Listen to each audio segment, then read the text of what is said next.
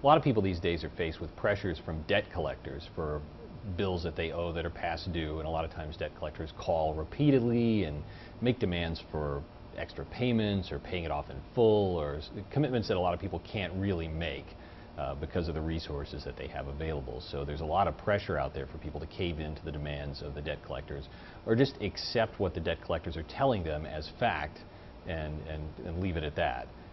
So because of all the pressure and because of the fact that people are under the gun because they owe money, a lot of times they're giving in to some of the pressure tactics and not realizing that some of this may be outside of what's allowed.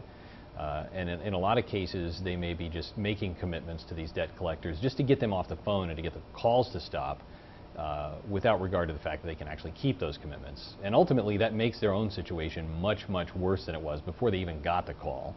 So there are a few things that people need to keep in mind when they're getting calls from debt collectors. One of the first things they need to keep in mind is that you want to be honest with the debt collector when they're calling, and you want to try to keep things on an even tone during the call.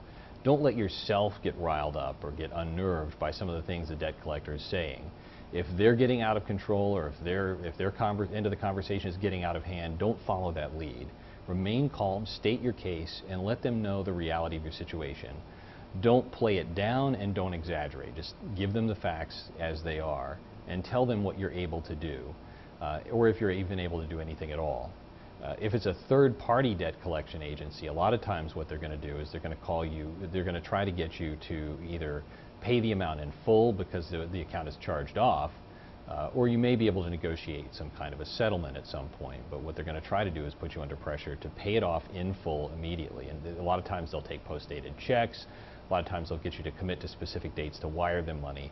Just let them know if you can make those kind of arrangements or if you can't. And if you can't, leave it at that. And if you can't make those commitments, give them a promise to follow up with them and keep in touch with them. Because what you really want to do to communicate effectively with a debt collector is turn the tables. Don't put them in charge of the schedule of communication. You take control.